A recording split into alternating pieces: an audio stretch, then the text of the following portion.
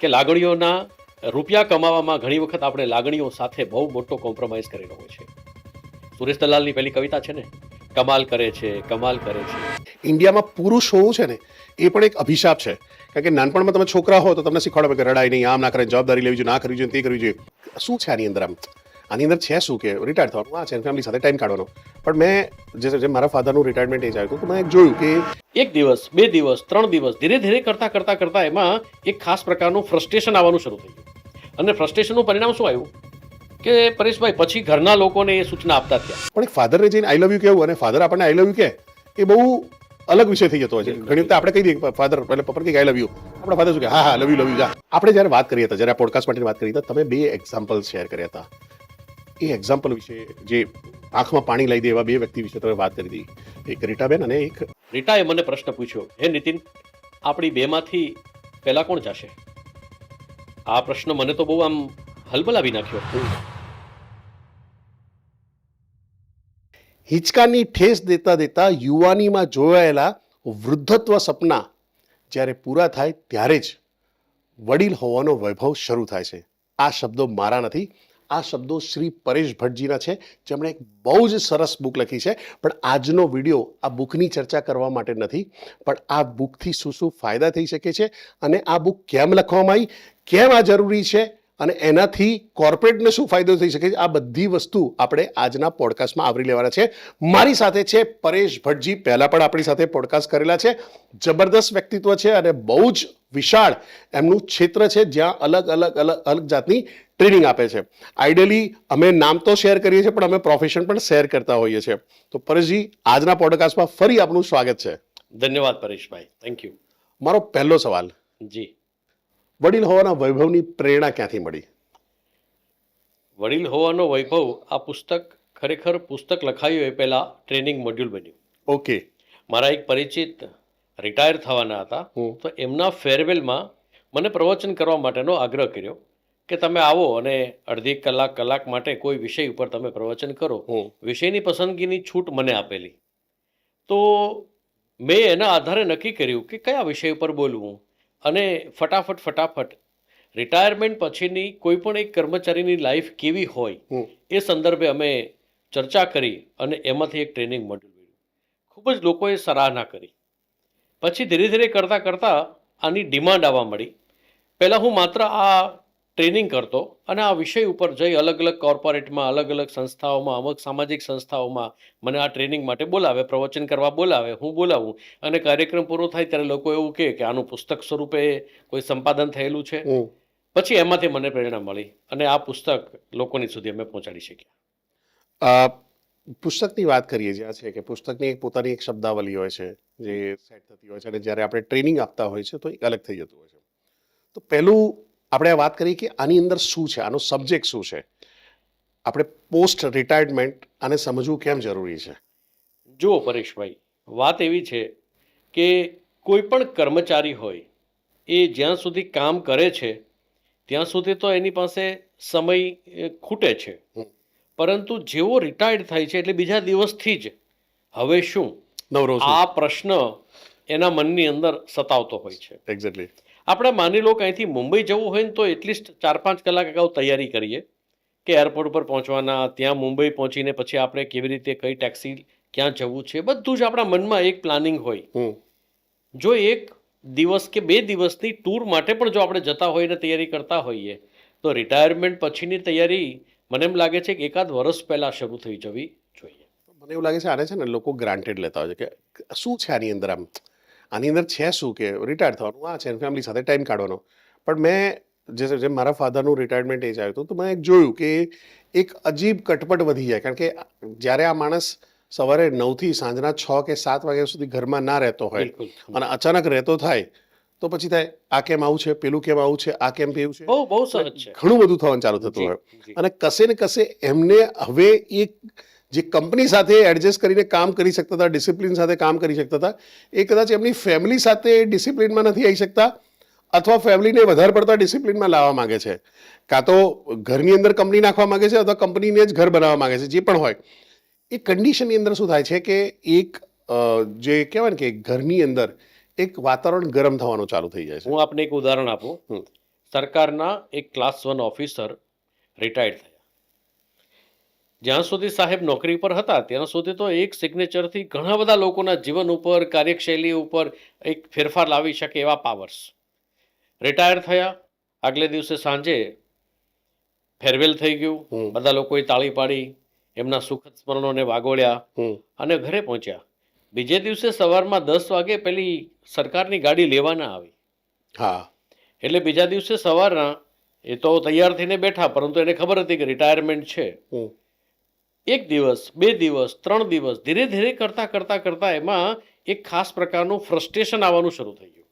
અને ફ્રસ્ટ્રેશનનું પરિણામ શું આવ્યું કે પરેશભાઈ પછી ઘરના લોકોને એ સૂચના આપતા થયા કે આ સમય આ કામ આ સમયે થવું જોઈએ, આ વસ્તુ અહીંયા મુકાવી જોઈએ, આ આવી રીતે જ થવું જોઈએ. હવે આ સૂચના આપે ત્યાં સુધી પણ વાંધો નહીં, પરંતુ એ સૂચનાનો જો અમલ ન થાય ને તો ખુલાસા માગે કે મેં તમને આવું કહેલું, હજી સુધી કેમ નથી થયું, મને ખુલાસો આપો. એમનું કાઉન્સેલિંગ કરી અને આશરે 3 મહિના પછી એમને નોર્મલ કર્યા કે દાદા હવે તમે મોટા અધિકારી નથી, હવે તમે ઘરમાં છો તો કે પુત્રવધુના સસરા છો, એક ગ્રાન્ડ ચાઇલ્ડના દાદા છો, તમે તમારા ફેમિલી મેમ્બર સાથે એવી રીતે જીવો કે જે તમે એક સામાન્ય જીવન જીવો છો. પરંતુ પહેલાં મગજની અંદર જે પેલું સરકારીપણું હતું ને એ બહાર કાઢવું એ ખૂબ જ મુશ્કેલ પડ્યું. આવું કોર્પોરેટમાં પણ થાય છે, એવું નથી કે માત્ર સરકારમાં થાય છે. પરંતુ હું હંમેશા એક એવો આગ્રહી રહ્યો છું કે રિટાયરમેન્ટની તૈયારી 1 વર્ષ પહેલાં શરૂ થઈ જવી. અને ઈશ્વરની કૃપાથી ઘણી બધી કંપનીઓમાં 1 વર્ષ અગાઉ, એટલે કે એપ્રિલ મહિનામાં આખા વર્ષ દરમિયાન જે રિટાયર્ડ થવાના હોય એ ફાઇનાન્શિયલ યરના લોકોની યાદી બનાવવામાં આવે, એમને એમના લગ્ન જીવન સાથી સાથે પણ બોલાવવામાં આવે અને એ લોકોને આખા વર્ષ દરમિયાન ધીરે ધીરે મેન્ટલી પ્રિપરેશન થાય એવા પર્પઝથી અમારી આ ટ્રેનિંગ પણ હવે લોકો કરતા થયા છે. કોર્પોરેટે હવે આ વિચારધારાને સ્વીકાર કર્યો છે. મારો આમાં સવાલ છે કે કોર્પોરેટને આમાં શું ફાયદો? કારણ કે સમજો કે હું એઝ અ કોર્પોરેટ ટ્રેનર, તમે પણ છો, હું પણ છું, આપણે વાત કરી તો આપણે જતા હોય તો આપણે એ કરીએ કે ભાઈ જો તમે આ ટ્રેનિંગ આપશો તો તમારા એમ્પ્લોયી આવી રીતે ડેવલપ થશે, એ તમારા બિઝનેસમાં આટલો બદલાવ લાવશે, તમારું કંપનીનું એન્વાયરમેન્ટ આવું કંઈક થશે, તમારા જે કોન્ફ્લિક્ટ છે ઓછા થઈ જશે, તમારા જે લોકોના છે કોર્ડિનેશન્સ વધી જશે. તો એ આપણે બેનિફિટ સેલિંગ કરતા હોય ને એના બદલે આપણે ટ્રેનિંગના કોન્ટ્રાક્ટ્સને આપતા હોય. આ ટ્રેનિંગમાં જ્યારે માણસ રિટાયરમેન્ટ થવા જઈ રહ્યો છે તો એઝ અ કંપની હું શું કરવા પૈસો ખર્ચો? 3 બેનિફિટ થાય. પહેલામાં પહેલો બેનિફિટ, જિંદગી કે સાથ ભી જિંદગી કે બાદ ભી. LICનું જે આ સ્લોગન છે, બસ એવું જ સ્લોગન અહીંયા HR ડિપાર્ટમેન્ટ સાબિત કરીને દેખાડે છે કે નોકરી કે સાથ ભી નોકરી કે બાદ ભી. મતલબ કે એનું HR સ્ટ્રોંગ છે. દે કેર અબાઉટ ધર એમ્પ્લોય. માની લો કે તમે રિટાયર્ડ થવાના છો, તમને આ પ્રકારની ટ્રેનિંગમાં મોકલ્યા, તો જે લોકો હજી રિટાયર્ડ નથી થવાના એના મનમાં એક પોઝિટિવ મેસેજ કંપની તરફથી જાય છે કે ભાઈ company is a caring. Company અમારા કર્મચારીઓનું રિટાયરમેન્ટ પછી પણ માનસિક રીતે સ્વાસ્થ્ય જળવાય એવા પર્પઝથી ધ્યાન રાખે છે. નંબર 2, આ અમારા પુસ્તકમાં જે અલગ અલગ ચેપ્ટર આપ્યા છે એમાં એક ચેપ્ટર છે વારસાઈ કરવી જરૂરી છે. હવે જો પરેશભાઈ, વારસાઈ 2 રીતની હોય છે. એક હોય છે બુંદ વારસ, નોમિનેશન. સક્સેશન પ્લાનિંગ કહી શકાય? ના, વારસાઈ એટલે નોમિનેશન. નોમિનેશન એટલે કે વ્યક્તિના ગયા પછી એમના વારસદાર કોણ છે. ઓકે. આપણે વારસાઈ આપણે ફેમિલી તરફથી જેમ આપણે વિલ લખીએ છીએ. ઓકે. જો આમાં એક મૌલિક વિચાર તમને કહું, વારસાઈ, નોમિનેશન 2 પ્રકારના હોય છે. હું થોડું ગુજરાતીમાં તમને એ શબ્દ જરા સમજવાની કોશિશ કરજો. એક હોય છે બુંદ વારસ. બુંદ વારસ એટલે આપણા શરીર દ્વારા પેદા થયેલું બીજું શરીર કે જે આપણી બધી ભૌતિક સંપત્તિ છે એનો એ વારસદાર, એનો હકદાર. બીજું એક હોય છે નાદ વારસ. નાદ વારસ એટલે કે આપણું સંતાન નહીં, પરંતુ આપણી વિચારધારાને, આપણી કાર્યશૈલીને એક્સટેન્ડ કરવા માટે થઈને આપણે એ આવડત કોકને આપીને જઈએ. હું મારી ટ્રેનિંગમાં એક ઘણી વખત પ્રશ્ન પૂછતો હોઉં છું કે આ દુનિયામાં સૌથી વધારે આવડત ક્યાં ધરબાયેલી છે, સ્કિલ ક્યાં પડેલી છે? એટલે ઘણા બધા લોકો વિકીપીડિયા કે ગૂગલ કે ચેટ જીપીટી છે. ના, પણ બિલકુલ વાત ખોટી છે. આ દુનિયામાં સૌથી વધારેમાં વધારે આવડત, સ્કિલ, હુન્નર, ડહાપણ બધું ક્યાં ધરબાયેલું છે સર? સ્મશાન અને કબ્રસ્તાનમાં. કારણ કે ઘણા બધા લોકો એવા છે જેની પાસે એક આગવી શૈલી હતી, આગવી કલા હતી, આગવી આવડત હતી, એ બીજાને આપ્યા વગર જતા રહ્યા.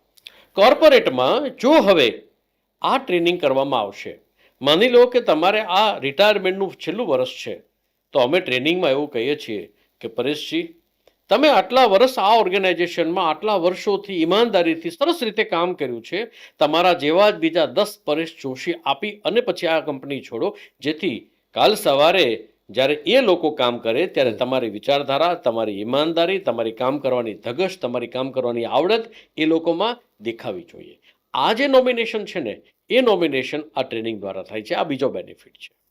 અને ત્રીજો બેનિફિટ એ છે કે જે ઓર્ગેનાઇઝેશનની અંદર વર્ષો સુધી કામ કર્યું છે, એ કામ કર્યા પછી જ્યારે કર્મચારી રિટાયર્ડ થાય છે ત્યારે એને અંદરથી સુકૂન થાય છે. જે પેલું ગિલ્ટી ફેક્ટર આવે છે ને, એ નહીં થાય કે હવે એ કંપનીએ બસ હવે અમારા માટે ત્યાંના ડોર ક્લોઝ થઈ ગયા અને દૂધમાંથી માખી અટી ગઈ છે એવું થઈ એટલે એમની એ કંપની પ્રત્યે સતત ભાવ, જે વિચારની દુનિયા છે, જળવાય. જે આખી એક વાઇબ્રેશન્સ છે, એ પોઝિટિવ વાઇબ્રેશન્સ એ ઓર્ગેનાઇઝેશનના કર્મચારી છોડે ત્યારે પણ એને માટે થઈને મૂકીને જતા હોય છે. અને એટલા માટે તમારા પ્રશ્નનો જવાબ એ છે કે આ 3 કારણને લીધે કોર્પોરેટ કંપનીએ આ પ્રકારની ટ્રેનિંગ કરવી જોઈએ. અત્યારે શરૂ થઈ રહી છે. હું આને સમરાઇઝ કરું તો હું 3 સેક્શન જોઈ રહ્યો છું. એક, એચઆર પોતાની એક અલગ આગવી છાપ ઊભી કરી શકે છે આ પ્રોગ્રામથી, જી, કે એચઆર અને કંપની બંને કહી શકાય કે ભાઈ આપણે કેર કરીએ છીએ. એચઆર માટે એક સરસ થાય કે એને કંપનીમાં પોતાનું કામ બતાડી શકે કે ભાઈ હું આવું કંઈક નવું કરી રહ્યો છું. કંપની પોતે શો કરી શકે કે નાઉ વી કેર ફોર ધ પીપલ, તમે અમારા એમ્પ્લોય છો અને એમ્પ્લોય નથી ત્યારે પણ અમે આ જ કેર કરી રહ્યા છીએ. બીજું જે તમે વાત કરી કે ભાઈ જે નોમિનેશન છે કે સક્સેશન પ્લાનિંગ કહીએ કે ભાઈ આના પછી કેવી રીતના ગોઠવશો, ઘણી વખતે મને એ ફીલ આવે છે, કારણ કે તમે મેં આપણે મોટા મોટા કોર્પોરેટ્સમાં આપણે કામ કરેલું છે, જેની અંદર એવું થાય કે છેલ્લા રિટાયરમેન્ટના 2-3 વર્ષ રહ્યા હોય તો માણસ થોડો ડોસાઇલ થઈ જતો હોય, થોડો આરામમાં આવી ગયો, થોડો કમ્ફર્ટ ઝોનમાં, કે હવે દાડા જ કાઢવાના છે ને. તો એ મેં જોયા કોર્પોરેટમાં રખડતા હોય. અમારા એક જાની સાહેબ હતા, એક શુક્લા સાહેબ પણ હતા, તો એ ફરતા હોય, આખા ફ્લોરમાં ફરતા હોય, આમ છે શું ચાલે.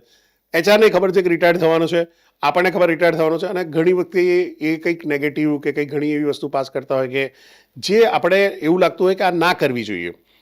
અને એચઆર જો એમનો યુટિલાઇઝેશન કરવા માંગતો હોય તો ત્યાં એમની જે આટલા વર્ષોથી જે અનુભવ રહ્યો છે, એમણે કેવી રીતના આ ઓર્ગેનાઇઝેશનની જોડે કામ કર્યું છે, શું ડૂઝ અને શું ડોન્ટ્સ રહે છે, એમને એ છેલ્લા 2 વર્ષ માટે યુઝ કરે, એ લોકોને પોતાના ટ્રેન્ડ કરવા માટે, એ લોકોને પોતાનું માનસિક જે વિકાસ કરવા માટે છે, અથવા આગળના ફ્યુચરમાં લઈને શું પ્રિકોશન્સ રાખવા જોઈએ, એ એમની જે વિઝડમ છે એનો ઉપયોગ કરવો જોઈએ, એ કરી શકે. બિલકુલ.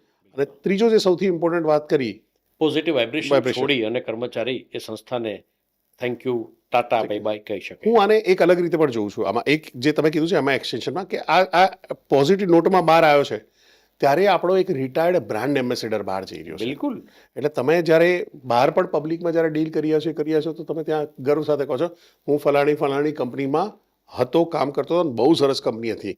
એ તમારો રિટાયર્ડ બ્રાન્ડ એમ્બેસેડર છે. જો તમારી એક મોટી કંપની છે અને દર વર્ષે 25-50 લોકો પણ બહાર થઈ રહ્યા છે અને કોઈ એને પૂછે છે કે ભાઈ કઈ કંપનીમાં જવાય, આ કંપની જવાય કે ના જવાય, કે 100% જવાય, મેં આખું ઘડપણ ત્યાં કાઢ્યું છે, બિલકુલ. હું રિટાયર્ડ ત્યાંથી થયો છું. જી. તો એ વસ્તુને ઓર ગર્વ સાથે કહે છે. એ કહેતો જ હશે પણ જે છેલ્લી ઘડીનું જે છેલ્લું એને સ્મરણ, જે કહેવાય ને કે એક્સ્ટ્રીમ ઇમોશન તમે આપીને છોડી રહ્યા છો, ત્યાં એ એક્સ્ટ્રીમ ઇમોશનને સ્ટ્રોંગલી કેરી કરશે અને છેક સુધી કરશે.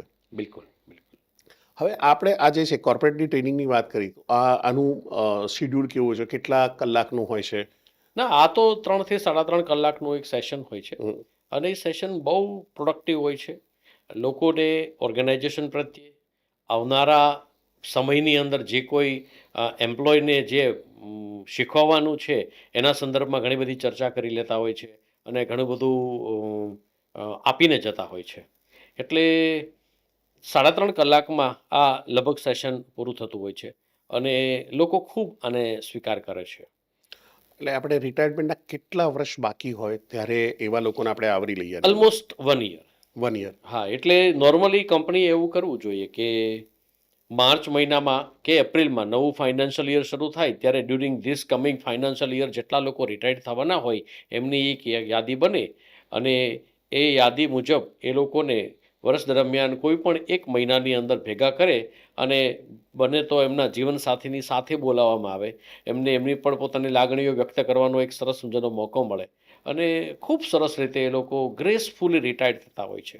એચઆર મેનેજરના કામમાં તમે જે વાત કરીને એમાં થોડું હું એડ કરું. એચઆર મેનેજરનું કામ એ છે જેને આપણે RRR કહીએ છીએ, ક્વોલિટી રિક્રુટમેન્ટ કરવાનું, પ્રોડક્ટિવ એમ્પ્લોયને રિટેન કરવાનો અને જે લોકો સારા છે એને ગ્રેસફુલી રિટાયર કરવાનો. આ ગ્રેસફુલ રિટાયરમેન્ટની એક પ્રક્રિયા છે જે હવે HR ડિપાર્ટમેન્ટ એડોપ્ટ કરશે તો એમની પણ એક ક્રેડિબિલિટી જબરજસ્ત રીતે એક વધી શકશે. કારણ કે અત્યારે ઘણી વખત એવું મેં જોયું છે જે બધામાં કોમન નથી હોતું પણ અપવાદને જો બાદ કરતા HR ડિપાર્ટમેન્ટનું કામ શું છે તો કે HRનું હાજરી પૂરવાની છે, એપ્રેઝલ આપવાનું છે અને ખાસ કરીને રિક્રુટમેન્ટ માટે થઈને પ્લેસમેન્ટ કન્સલ્ટન્સી દ્વારા સારા લોકોને બોલાવવાના હોય છે. પરંતુ એ સિવાય પણ HR ડિપાર્ટમેન્ટ આવા પોઝિટિવ ઇનિશિયેટિવ લઈને લોકોની અંદર એક સારા માહોલનું સર્જન પણ કરી શકતા હોય છે.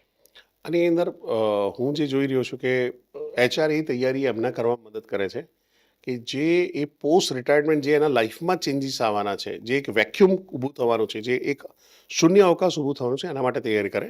અને એના માટે કંઈક તમે જોશો ને કે ઇવન ઇન્ડિયન આર્મી આજની તારીખમાં એ કરે છે કે લોકો જે રિટાયર્ડ થઈને જાય છે અથવા જે લોકો શોર્ટ સર્વિસ કમિશનથી બહાર આવે છે અને એમને જ્યારે કોર્પોરેટમાં આવીને કંઈ કામ કરવું છે તો એ લોકો મિસમેચ થઈ જતા હોય છે. હા, બિલકુલ. કારણ કે એમના મગજમાં એ સ્ટ્રોંગ ડિસિપ્લિન, એ સ્ટ્રોંગ એક્શન કે એકવાર કહી દીધું એટલે બીજી વાર કહેવાની જરૂર ના પડે. આપણે કીધું ને કે ખાડો ખોદાઈ જવો ખોડાઈ જ ગયો હોય, 2 ફૂટનો હોય તો 2 ફૂટનો જ હોવો જોઈએ. જ્યારે કોર્પોરેટમાં આપણે વારે ઘડી એટલે ખોદાયો, અરે ખાડો થયો, અરે પેલું કર્યું, એ આપણે વારે ઘડી રિમાઇન્ડ કરતા હોય છે. તો કશે ને કશે એ પણ એડજસ્ટ નથી થતા. તો આર્મીએ પણ આ ટ્રેનિંગ શરૂ કરેલી છે. એટલે મારા જે અંકલ હતા એ બ્રિગેડિયર હતા, બ્રિગેડિયર લેવલ ઉપર હતા.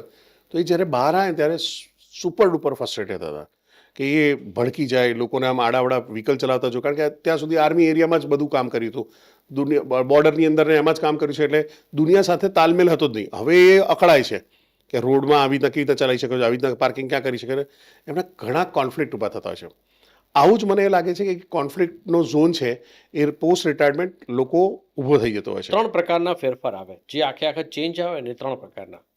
પહેલો ફેરફાર એ આવે કે એમના ઘરના લોકોને એ વ્યક્તિને જોવાનો એક દ્રષ્ટિકોણ બદલાઈ જાય કે દાદા પપ્પા હવે રિટાયર્ડ છે, એટલે કુટુંબની અંદર જે સોર્સ ઓફ ઇન્કમ જે હતી એ સોર્સ ઓફ ઇન્કમને બદલે હવે એમની પાસેથી કોઈ ઇન્કમ છે નહીં એવું સમજીને કુટુંબના લોકોનો એમનો જોવાનો દ્રષ્ટિકોણ બદલાય. નંબર 1.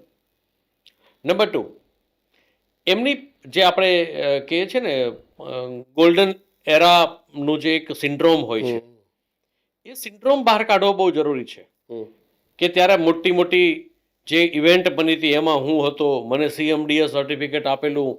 તો એ જે ગોલ્ડન એરાનો જે સિન્ડ્રોમ છે ને એ સિન્ડ્રોમ એ વ્યક્તિને બહુ વધારે પ્રતાડિત કરે. કારણ કે એનો દુનિયાની જે પ્રજાનો ભૂતકાળ બહુ ભવ્ય હોય ને એનું વર્તમાન હંમેશા ખરાબ હોય અને એ વર્તમાનને સારું કરવા માટે થઈને એમાંથી બહાર લાવવા માટે આ પ્રકારનું કાઉન્સેલિંગ, આ પ્રકારની એક માનસિક તૈયારી કરતી હોય એ કરવી પડતી હોય છે. આ બીજો ફેરફાર.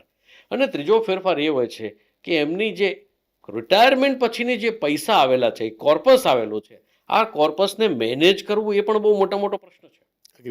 ઘણી વખત મેં એવું જોયું છે કે માની લો કે તમે રિટાયર્ડ થવાના છો અને મને ખબર છે હું તમારા સગા છું કે પરેશભાઈને રિટાયરમેન્ટ પછી 50 લાખ રૂપિયા આવવાના છે, એટલે હું મેન્ટલી પ્રિપેર રહીશ કે એને 50 લાખ આવે એટલે હું ધીમે રહીને 2 લાખ 5 લાખ માગી લઈશ. અને સોશિયલી આપણું કનેક્શન એવું હોય કે તમે એ વખતે ના પાડી શકો. અને એના કારણે ઘણા બધા લોકોના રિટાયરમેન્ટ કોર્પસ ખરાબ થઈ ગયાના દાખલા મારી નજર સામે મેં જોયેલા છે. તો એ લોકોને મેન્ટલી પ્રિપેર કરીએ કે તમારું જ્યારે કોર્પસ આવે ત્યારે તમારે આનું રિઇન્વેસ્ટમેન્ટ ક્યાં કરવું જોઈએ, કેવી રીતે કરવું જોઈએ. ચલો એ તો બહુ નાનીકડી વાત છે, પરંતુ આ 3 પ્રશ્નોને કારણે એ ફ્રસ્ટ્રેશન આવવાની શરૂઆત થઈ જતી હોય છે. એબ્સોલ્યુટલી. આ રિટાયરમેન્ટના જે કોર્પસની વાત કરું ને, હમણાં તમે જોતા હશો ને કે ઘણા જગ્યાએ કે સ્કેમ થઈ રહ્યા છે, ફ્રોડ થઈ રહ્યા છે. આમાં જે દર્શક મિત્રો છે એ પોતાના વડીલ જોડે આની ક્લિપ પણ હશે તો ક્લિપ પણ શેર કરજો, અમે ક્લિપ બનાવીશું. કે થતું શું હોય છે કે એક સારું એવું કોર્પસ આવી ગયું છે, 20 લાખ 25 લાખ 50 લાખનું એક કોર્પસ છે. છોકરાઓ પણ સ્ટેબલ છે, એટલે એવું નથી કે છોકરાઓને બહુ પૈસાની જરૂર છે, એવી કન્ડિશન છે, ત્યાં બેઠા છે. હવે થયું શું છે કે જેમ તમે કીધું કે ઉધાર માંગનારા રિક્વાયરમેન્ટ માટેના હોય છે, એવી રીતના એક ફ્રોડ લોકો પણ છે જે અમને ટાર્ગેટ કરીને બેઠા હોય છે. એટલે એ ટાઈમમાં ઊંધી સીધી પોલિસી, ઊંધા સીધા મ્યુચ્યુઅલ ફંડ, ઊંધી સીધી એવી જગ્યાએ ક્રિપ્ટો જેમાં તમારી માસ્ટરી નથી, તમારી ઓળખાણ નથી, તમારી સમજણ નથી, ત્યાં રોંગ ઇન્વેસ્ટમેન્ટ કરી દીધું અથવા તમને મોટી લાલચ આપી દીધી કે આટલા લાખ, આટલી જીવનમાં તમે 50 લાખ ભેગા કર્યા છે, જો અહીંયા ઇન્વેસ્ટમેન્ટ કરશો તો 2 વર્ષમાં આ 5 લાખ 5 કરોડ 10 કરોડ જે પણ હોય એ કોર્પસ મોટું ઊભું થઈ જશે. અને એ લાલચમાં આવીને ઘડપણની અંદર પૈસા ગુમાવવા વાળો વર્ગ હવે વધી રહ્યો છે. બિલકુલ વધી રહ્યો છે. રોજ છાપામાં એ આપણે વાંચવા આપણે રોજ જઈ રહ્યું છે અને ખબર નહીં કેમ લોકો હજુ પણ સમજી નથી કે આ છાપું વાંચવાનું બંધ કરી દીધું કે અવેરનેસ નથી. અને બીજું જે ડિજિટલ અરેસ્ટ છે, હા એટલે હું અહીંયા એ વસ્તુને કરવા માંગીશ કે ડિજિટલ અરેસ્ટ, અને મને મારી એ પણ રિક્વેસ્ટ છે કે તમે તમારા સેશનમાં આને આવરેલું જ હશે કદાચ, પણ ના આવરેલું હોય તો તમે આને અંદર એડ કરજો. ડિજિટલ અરેસ્ટ નામની કોઈ વસ્તુ નથી. કોઈ તમને ધમકાઈ શકતો નથી, કોઈ કશું કરી શકતું નથી. આપણી પોલીસ બહુ જ જબરદસ્ત છે. એને કોઈના પાતાળમાંથી જઈને ગોતવા હશે તો ગોતી લેશે, પણ આપણે એવા કોઈ પણ કાંડમાં સપડાવવાની જરૂર નથી. 3 જગ્યાએ તમે લોકો ફસાઈ શકો છો. એક, જે મેં તમને કીધું, પૈસાની રોકાણની લાલચ. બીજું, હની ટ્રેપિંગ, એટલે કોઈ અચાનક સુંદર યુવતી તમારી તરફ આવી રહી છે, આકર્ષાઈ રહ્યા છે, કોઈક વિડીયો બની ગયો, કોઈ હોટલમાં જતા રહ્યા અને ત્યાં કંઈક કેસ થઈ ગયો ત્યારે થાય. અને ત્રીજું, ધમકાવું કે ભાઈ તમારા નામનું કોઈ પાર્સલ આવ્યું છે, તમારા નામનું PAN card bad card use થઈને એકાઉન્ટમાં ફ્રોડના પૈસા આવેલા છે, આ થયું છે, તે થયું છે, જે તમને ખબર જ નથી ને એવી કોઈ વસ્તુ આપીને એક માણસ કોન્ફિડન્ટલી તમને કોલ કરે છે, ડિજિટલ અરેસ્ટ કરે છે અને કેસમાંથી નામ કઢાવવા માટે પૈસા માંગે છે. તમે લઈને ચાલો, આવું કશું હોતું નથી અને આનાથી કંઈ ગભરાવાની જરૂર નથી. આ મારી એક રિક્વેસ્ટ છે કે જે પણ વ્યક્તિ આ વિડીયો જોઈ રહ્યા હોય, આ પોર્શન તમારા મા બાપને, તમારા વડીલને અવશ્યથી બતાવજો અને એમને આવા કોઈ જગ્યામાં ફસાતા અટકાવજો. Good, very good. આપણે જ્યારે વાત કરી હતા, જ્યારે આ પોડકાસ્ટ માટેની વાત કરી હતા, તમે 2 એક્ઝામ્પલ શેર કર્યા હતા. એ એક્ઝામ્પલ વિશે, જે આંખમાં પાણી લાવી દે એવા 2 વ્યક્તિ વિશે તમે વાત કરી હતી, એક રીટાબેન અને એક નીતિનભાઈની. યસ, એનો થોડો કિસ્સો શેર કરો. આ ઘટના એક જ છે. આપણે અત્યાર સુધી જે પોડકાસ્ટમાં વાત કરીને એ મગજથી વાત કરતા હતા. હવે હૃદયથી પણ થોડી વાત આમાં આ ટ્રેનિંગમાં છે. કારણ કે મારું એવું માનવું છે કે રિટાયરમેન્ટ પછી પોતાના સાંભળે. અને આ જ સંદર્ભે મારો એક મિત્ર છે નીતિન સોની, બહુ સારો માણસ અને કાઠિયાવાડી મિજાજનો માણસ. ઘરમાં કામ કરાવવું એ તો બહુ જ દૂરની વાત. એમના ધર્મપત્ની રીટાબેન પણ બહુ સરસ, ખૂબ જ સુશીલ અને ખૂબ જ ધાર્મિક વૃત્તિવાળા બહેન. એક વખત હું જ્યારે એમના ઘરે ગયો ત્યારે નીતિનભાઈ રસોડામાં કામ કરતા હતા.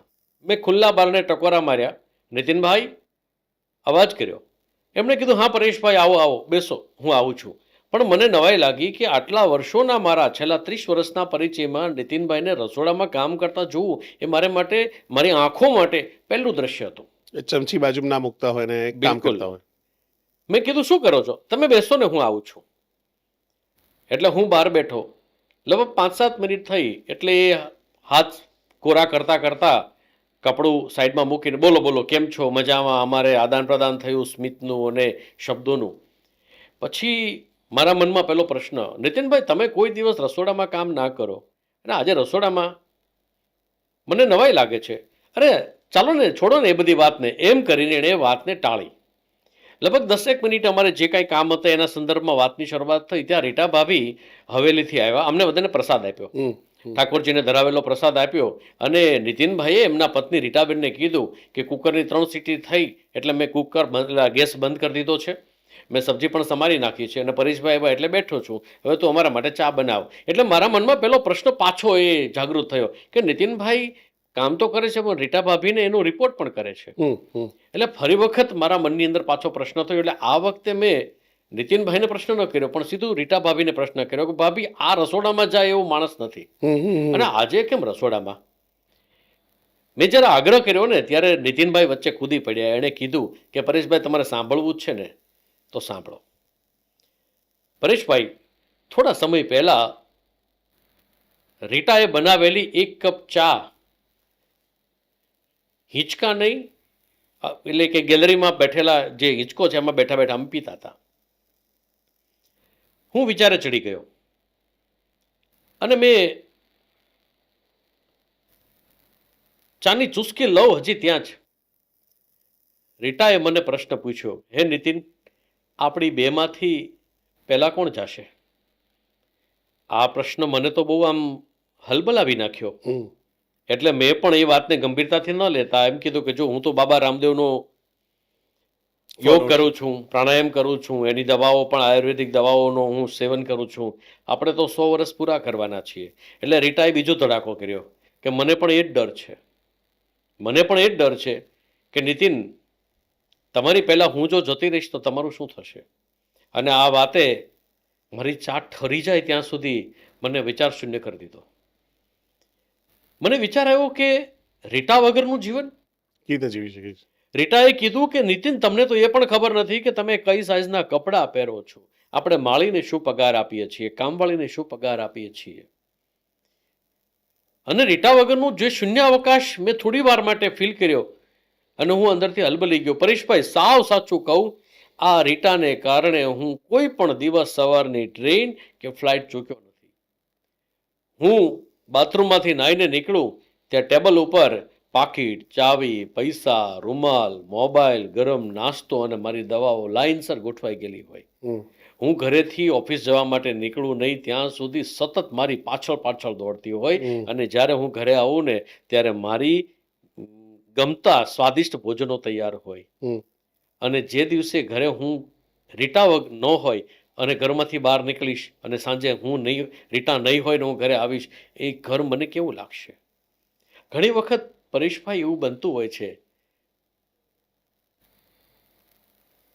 કે લાગણીઓના રૂપિયા કમાવામાં ઘણી વખત આપણે લાગણીઓ સાથે બહુ મોટો કોમ્પ્રોમાઇઝ કરેલો હોય છે.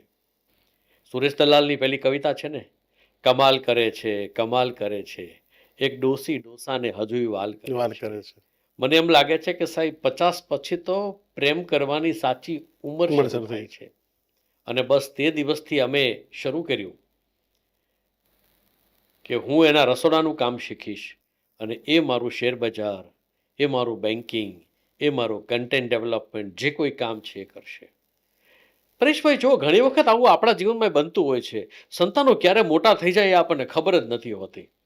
કારણ કે આપણે નોકરીની દોડાદોડીમાં, એ પ્રમોશનની દોડમાં, એ ઇન્ક્રીમેન્ટની દોડમાં ઘણી વખત આપણા લાગણીઓના રોકાણો ચૂકી જતા હોઈએ છીએ. પણ સંતાનો ક્યારે મોટા થાય ખબર જ નથી પડતી.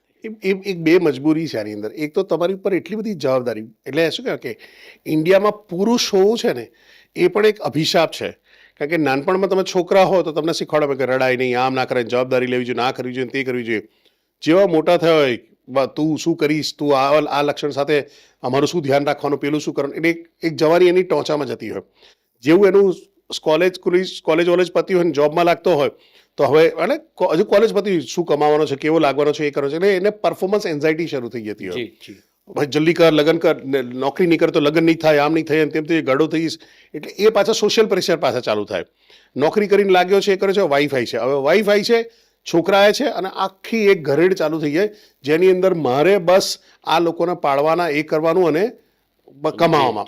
અને આ દરેક પુરુષ આની અંદર થયો. અને એ પરફોર્મન્સ એન્ઝાઇટીમાં, એ જાળવવામાં, એ લાઈફસ્ટાઈલ જાળવવામાં, એ કરવામાં એ માણસ ક્યારેક કઈ વખતે એવું થઈ જાય કે સંવેદના વિહીન થઈ જતો હોય છે અથવા એની જરૂરિયાત હોય છે. અને બીજું, એઝ અ મેલ આપણને કદાચ એક્સપ્રેશન કરતાં આવડતું જ નથી. એટલે તમારી તો વાત અલગ છે, કારણ કે મેં તમને જોયું કે તમે તમારા ફાધર સાથે કેટલો અટેચ રહેતા હતા. પણ એક ફાધરને જઈને આઈ લવ યુ કહેવું અને ફાધર આપણને આઈ લવ યુ કહે, એ બહુ અલગ વિષય થઈ જતો હોય છે. ઘણી વખતે આપણે કહી દઈએ ફાધર, એટલે પપ્પાને કંઈક આઈ લવ યુ, આપણા ફાધર શું કહે, હા હા લવ યુ જા. એટલે એમને એ ખબર નથી કે લવ યુ બહુ દિલથી આવી રહ્યું છે, પણ એ કસર કસર અટકી રહ્યું હોય. એટલે આ એક તકલીફ રહે છે પુરુષોને, જે મારું પર્સનલી માનવું છે. એટલે તમે જે તમારો કિસ્સો કીધો ને, તો કઈ વખતે શું થાય કે મને એ અભિવ્યક્તિ, લાગણી તો છે તારા માટે, પણ એક અભિવ્યક્તિની અસર ખૂટે છે, એ કાયમ ને કાયમ રહી જતી હોય છે. આપણે બુકના છેલ્લા સ્ટેજ ઉપર આવીએ. તમે 11 વ્રત આમાં આવરેલા છે, તો એક ક્વિકલી આ 11 વ્રતને તમે શેર કરો. જો આ બુકની પ્રસ્તાવનામાં મેં લખ્યું છે કે આ પુસ્તક છે ને એ લાગણીસભર નથી. નો ડાઉટ એક બે ચેપ્ટર્સ એવા છે કે જે અંદરથી એક ઉઘાડ આપી જાય છે, પરંતુ જેમ ગાંધીજીએ આપણને 11 મહાવ્રતો આપ્યા, એવા જ 11 મહાવ્રતો મેં વડીલો માટે આપ્યા છે કે જો આટલું ધ્યાન રાખશું ને તો આપણે આપણું વડીલાત એટલે કે વડીલ જેવો વૈભવ ભોગવી શકશું.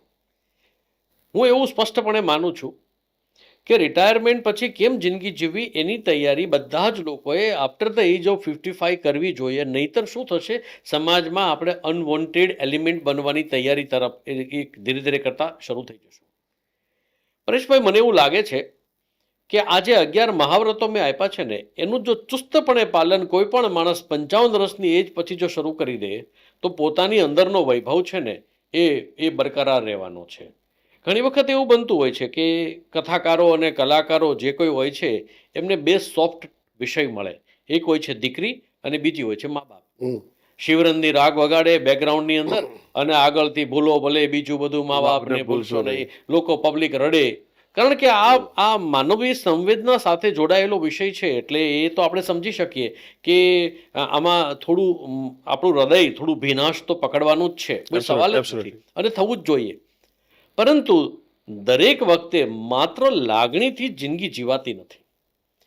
તો આમાં જે 11 મહાવ્રતો આપ્યા છે એ 11 મહાવ્રતોના થોડાક મહાવ્રતો અહીંયા શેર કરીશ. બાકી તો આપણે જ્યારે પણ ભવિષ્યમાં ક્યારેય મળવાનું થશે ત્યારે એ સંદર્ભે હું મારા ઓડિયન્સની સાથે ચર્ચા કરીશ. પરંતુ સૌથી પહેલાં પહેલું છે, વધારાનો બોજો છોડી દો.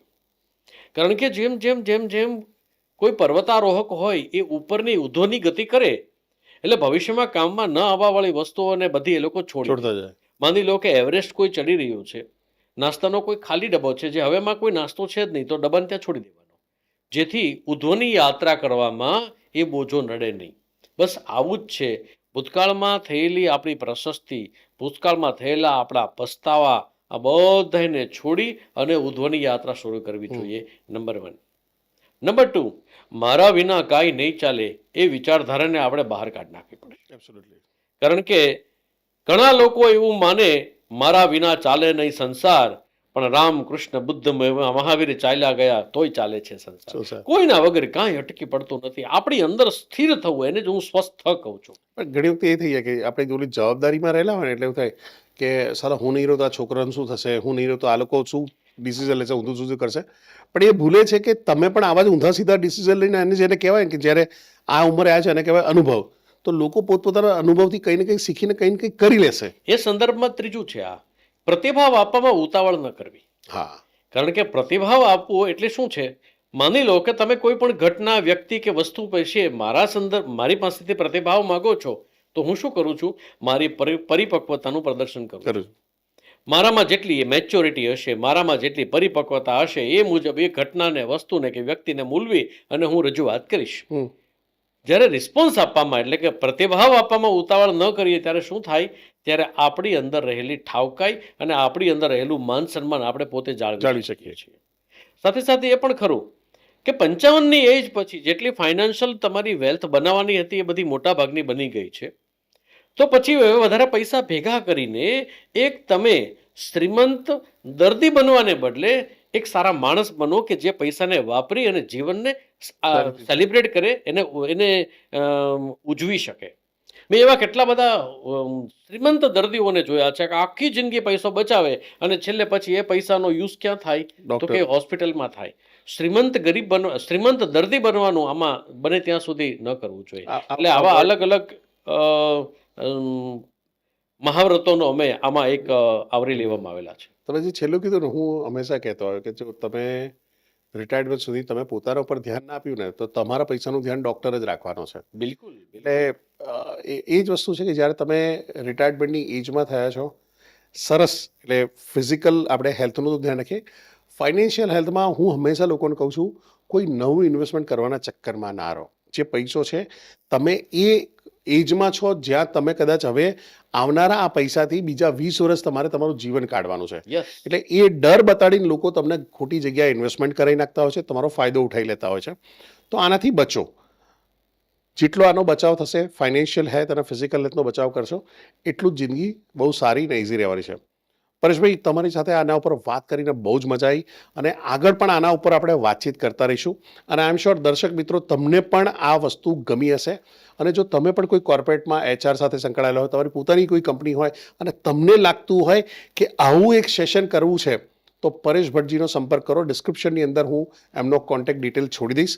તમે ડાયરેક્ટલી એમને કોન્ટેક્ટ કરી શકો છો અને આ ટ્રેનિંગનો લાભ તમારા રિટાયર્ડ થનારા જે એમ્પ્લોય છે જેણે તમારી સાથે એક જિંદગી કાઢી છે એને પણ તમે પહોંચાડી શકો છો અને તમે કહી શકો છો I care for you. With that પરેશભાઈ, thank you very much. Thank you મળતા વેરી રહીશું. મચ.